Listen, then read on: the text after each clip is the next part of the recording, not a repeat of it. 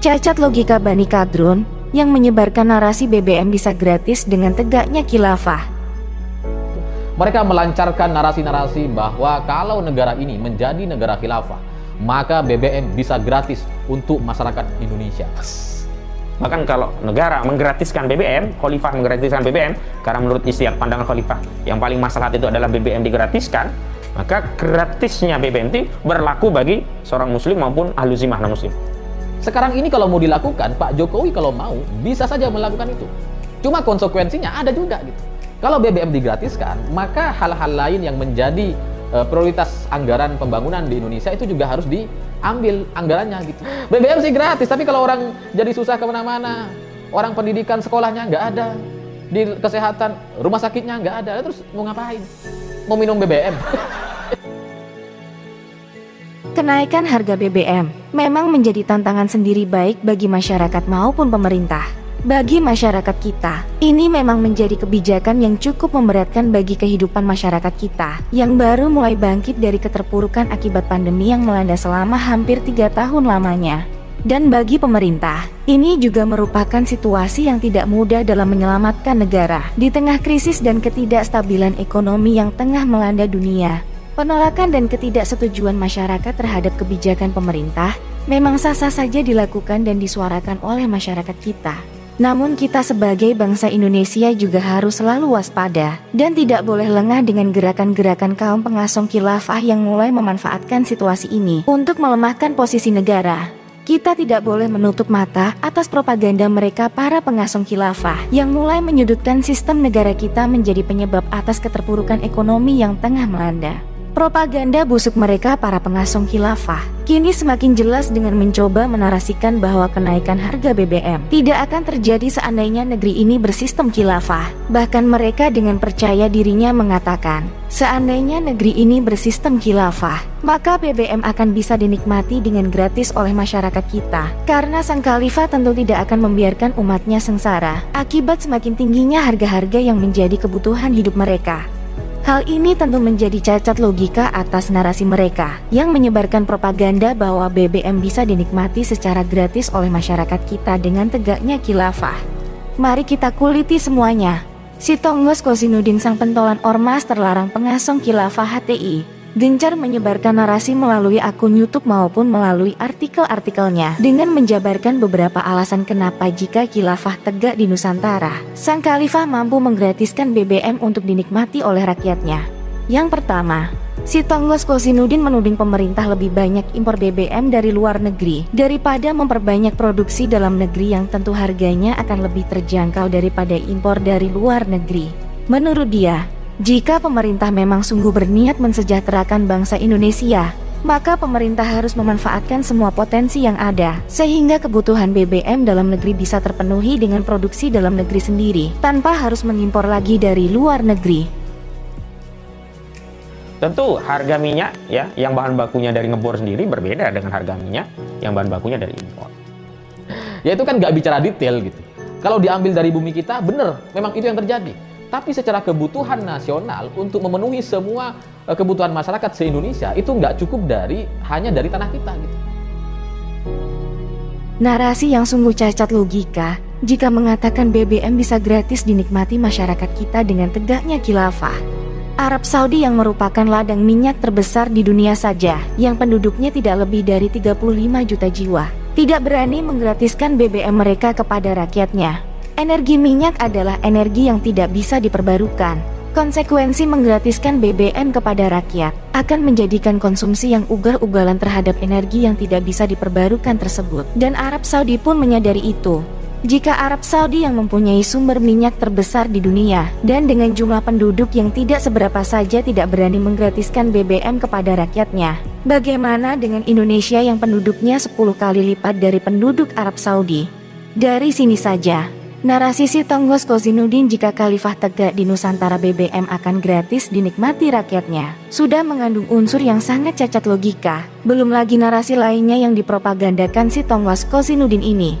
Jika dipikir secara logika, maka narasi tersebut akan runtuh dengan sendirinya.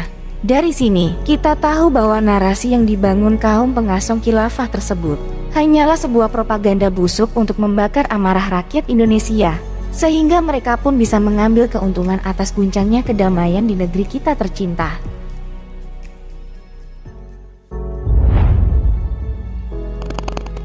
Islam dan Indonesia sudah menyatu. Propaganda busuk Islamofobia adalah musuh. Kami mendeklarasikan berdirinya Gerakan Nasional Anti-Islamofobia. Ini gerakan politik, Pak. Gerakan politik yang ingin mengambil alih kekuasaan, ya, dan ingin mengganti ideologi negara Pancasila dengan ideologi transnasional, mengganti sistem negara dengan sistem agama menurut versi mereka, dengan memanipulasi, mendistorsi, dan mempolitisasi agama. Tahukah kita bahwa tidak ada yang kebetulan dalam setiap isu atau wacana yang sedang berkembang di tengah publik? Isu yang sedang berkembang itu tidaklah bergulir dengan sendirinya. Di belakangnya pasti ada aktor intelektual yang menghidupkan isu tersebut supaya terus berkembang sesuai tujuan. Karena itulah, tidak ada satu isu yang berkembang di tengah publik secara original, melainkan semua itu pasti melalui sistem perencanaan yang sudah direncanakan secara sistematis oleh Sang Tuan. Dan ini berlaku untuk semua jenis isu yang kerap kali menjadi topik perbincangan semua orang, mulai dari isu politik, ekonomi, budaya, agama, dan tak terkecuali dengan isu Islamofobia saat ini yang sedang berkembang hangat di tengah masyarakat khususnya umat Islam. Sebagai sesuatu yang muncul secara terencana, sudah tentu kemunculan sebuah isu tersebut bukan tanpa maksud dan tujuan. Tujuan yang paling umum terjadi dalam setiap isu yang berkembang adalah sebagai komunikasi atau pesan yang ingin disampaikan oleh sang aktor intelektual. Tujuan pesan ini setidaknya adalah untuk satu hal, yakni mempengaruhi dan menggiring opini publik supaya persepsi publik sesuai dengan apa yang diinginkan oleh sang aktor intelektual tersebut. Dalam hal ini, tampaknya itu pula lah yang diinginkan oleh sang aktor wacana Islamofobia yang sedang mengemuka saat ini. Kita sebut saja sang aktor ini dengan sebutan aktor intoleran. Dengan memanfaatkan isu Islamofobia, sang aktor intoleran ini akan selalu menarasikan kebijakan-kebijakan negara sebagai kebijakan zalim yang bisa merugikan umat Islam. Aktor intoleran ini muncul dengan mempropagandakan semua peristiwa tersebut sebagai Islamofobia. Dalam hal ini, aktor intoleran tersebut tujuan akhirnya adalah untuk merusak institusi negara di mata umat Islam. Itulah agenda terselubung aktor intoleran di balik isu Islamofobia yang sedang mereka gencarkan. Dan atas sebab itu pula mengapa kita perlu membaca isu dan wacana Islamofobia ini secara kritis. Sebab jika kita menelan mentah-mentah isu yang mereka buat tentang Islamofobia, bisa jadi kita akan tergiring ke dalam jebakan yang dibuat oleh mereka. Lagi pula, negeri kita Indonesia jelas tidak fobia terhadap Islam. Indonesia dan Islam sudah saling menyatu, dan keduanya tidak saling menebar ancaman. Yang ada, keduanya malah sudah menjadi semacam simbiosis mutualisme yang saling melengkapi antara keduanya. Sejak lama Islam telah mengakui dan menerima Indonesia sebagai rumah bersama yang harus dijaga. Dan sebagai rumah bersama, Indonesia juga sudah sejak lama mendudukan Islam sebagai agama yang ramah, yang dapat menyumbang kemajuan bagi Indonesia. Keduanya tidak saling menebar ancaman, karena itu keduanya tidak saling mencurigai maupun menakut-nakuti. Islam tidak pernah menebar ancaman kepada negara. Sebaliknya Islam selalu memberikan sumbangsi kepada negara. Dan begitu juga dengan negara. Negara tidak pernah menebar ancaman maupun api permusuhan. Sebaliknya negara selalu memfasilitasi apa yang dibutuhkan oleh Islam. Negara tidak fobia terhadap Islam, dan Islam tidak fobia kepada negara. Mari kita selalu renungkan ini semua. Jika memang negara fobia kepada Islam, mungkin kini kita tidak akan bisa menjalankan kegiatan keagamaan kita dengan aman. Faktanya, kita aman-aman saja menjalankan kegiatan keagamaan kita. Syiar-syiar Islam tersebar di mana-mana, dan negara sedikit pun tak mempermasalahkan atau melarangnya.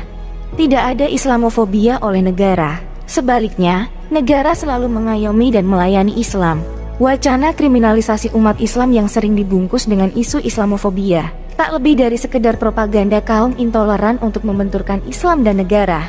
Mereka hendak mengadu domba antara umat Islam dengan negara, dan kemudian mereka akan mengambil keuntungan politis dari itu semua.